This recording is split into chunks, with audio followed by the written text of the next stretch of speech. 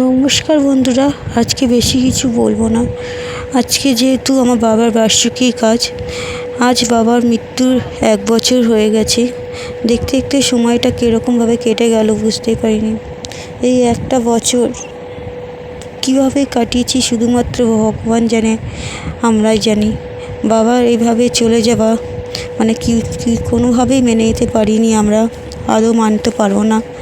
যতদিন থাকবো বেঁচে, বাবার যে মৃত্যু যেভাবে চলে গেছেন উনি সারা জীবন আমাদের মনে একটা ব্যথার বেদনার জায়গা রয়ে গেছেন। বাবার সত্যি বলতে বাবার ফটোর দিকেও আমি তাকাতে পারি না, ঘরে থাকলেও তাকাতে পারি না।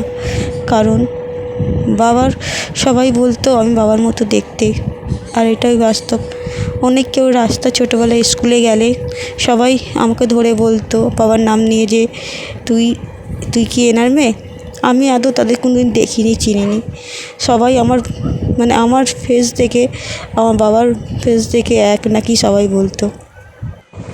বাবার এই মৃত্যু দিবসে আমরা খুবই সামান্য একটি আয়োজন করেছি, যেহেতু গরিব মানুষদেরকে ছোটো একটা পার্সেলের খাবার দাবারের ব্যবস্থা করেছি। এটা আমাদের সবার ভাবনা চিন্তা, ভাই বোনদের। কারণ সত্যি কথা বলতে আপন বলতে কেউ নেই। এই বাবার যে পরিস্থিতি হয়েছিল, ওই 16 দিন আমরা যে নার্সিংহোমে বাবাকে ভর্তি করেছিলাম, সেই সময় কাউকে পাশে পাইনি। তাই আজ সত্যি মন দিয়ে আর কাউকে মানতে পারি না কেউ আপনজন বলে আছে। তার থেকে দুস্থ লোক যারা রয়েছে তাদেরকে খাওয়ালে হয়তো বাবা আত্মা শান্তি পাবে। তাই এখানে পার্সেল করেছি, খাবার দাবার এখানে আয়োজন করেছি ঘরে কিছু মানুষের জন্য। আর 40টা প্যাকেট করেছি যাতে বাইরে সবাইকে এখানটায় ঘুরে ঘুরে ডিস্ট্রিবিউট করব।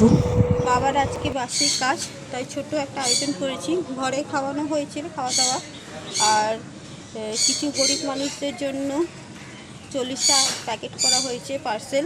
তো এটা এখন দিতে যাচ্ছি। আশেপাশে যতগুলো দেখবো যাদের, তাদেরকে দিয়ে দেবো। পার্সেল আছে আর জলের বোতল আছে একটা করে।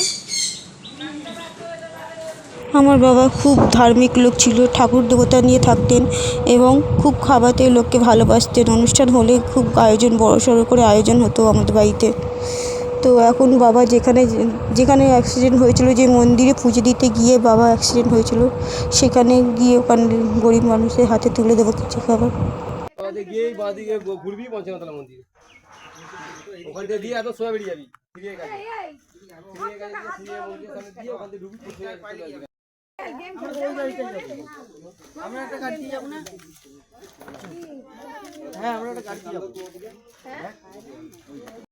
আমাদের পরিস্থিতি খুবই খারাপ ছিল যখন বাবা এইভাবে চলে গেছিলেন। আমরা একে অপরকে মুখের দিকে তাকিয়ে একে অপরের সবাই কষ্ট ভুলে গেছি। যে কষ্ট, যেভাবে বাবা চলে গেছে। বাবা যে 16 দিন 17 দিন যে ভর্তি ছিলেন নার্সিংহোমে, ভেন্টিলেশন পেশেন্ট ছিলেন বাবা। আইসিইউতে উনি ট্রান্সফার হতে পারেননি। সত্যি বলতে ভেন্টিলেশন পেশেন্ট কীরকম হয় সে কোনোদিনই আমাদের ধারণা ছিল না। সে কতটা ভয়ানক, সে ধারণার বাইরে। বাড়ি ফিরে এসে তখন দেখছি এখানে কীর্তন শুরু হয়ে গেছে রাতের। তো কীর্তন ওখানে আয়োজন করছে সবাই। এখানটায় মা আছে, দিদি আছে, ওখানটা দিয়ে চলে এসেছি আশেপাশে। এবার আমাদের যে ভবানীপুরে বাড়ি, সেখানটা কালীঘাট মন্দির আছে, সেখানেও কিছুটা দেব। তো আবার বেরোবো আমরা। তখন আমাদের পার্সেল প্রচুর হয়ে গেছিলো, তার জন্য আমরা উবের বুক করেছিলাম। আর কীর্তনে এখানে সবাই চলে এসেছিলেন। এই কীর্তনের সময় বাবা খুব আনন্দ পেতেন, 2 হাত তুলে নাচ করতেন। কী যে ভক্তি ওনার মধ্যে! বাবাকে বলতে, বাবা অত ভক্তি করবে না, কোনো কিছু কাউকে অত ভালোবাসতে নেই। ঠাকুরকে এত ভালোবাসতেন উনি, বললে আমাদেরকেই রেগে যেতেন আমাদের উপরে। আজ যেভাবে উনি চলে গেছে সেটা কোনো দিনই মেনে নিতে পারি না। আর সত্যি বলতে ভগবানেরকেও আমি এই একটা বছর হাত তুলে নমস্কার করিনি, ভগবানের মুখের দিকে তাকাই না। আমার ঘরে আমি যে গোপাল পর্যন্ত নিয়ে এসি ভবানীপুরিতে, তাও পুজো দিই না। আমার মন চায় না ঠাকুরের দিকে এই করতে। বিশ্বাসটা আমার আর ভগবানের উপরে নেই, বিশ্বাস সেটা উঠে গেছে। জানি না, আমার মন যেদিন চাইবে সেদিনকে তার পুজো দেবো। 1 বছর হয়ে গেছে পুজো দিই না, ঠাকুরের দিকে তাকাইও না, কোনো মন্দিরেও যাই না। আজ বললাম অনেক কষ্ট, অনেক বেদনা নিয়ে। সে কষ্ট কোনো শেষ নেই, সীমা নেই। বাবা যেভাবে আমাদের চলে গেছে, তো কীর্তন এখানটা শুরু হচ্ছে, সবাই এসছে। কীর্তনের লোকের জন্য খাবার দাবার ব্যবস্থা করা হয়েছিল, প্যাকেট সিস্টেম করা হয়েছিল তাদেরকেও প্যাকেট দেওয়ার জন্য, আর যারা কীর্তনে এসে তাদেরকেও প্যাকেট দেওয়া হয়েছিল। আমাদের সামর্থ্য মতো যেটুকুনি পেরেছি করেছি আমরা।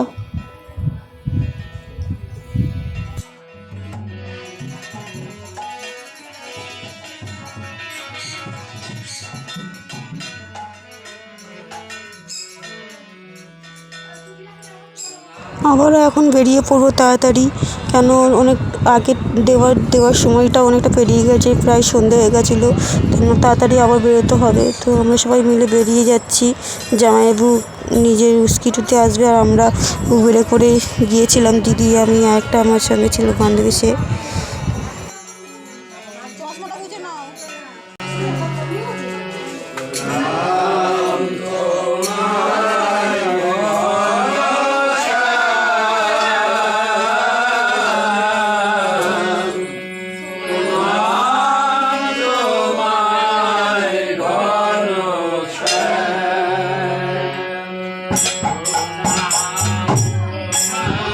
কালীঘাট মন্দিরের সামনে এখানে অনেক গরিব মানুষ বসে থাকে, তাদের মধ্যে কিছু খাবার বিলিয়ে দিচ্ছিলাম। আজকে এই সামান্য খাবার তাদের হাতে তুলে দিতে পেরে খুব খুশি মনে হচ্ছে, খুব মনে আনন্দ হচ্ছে।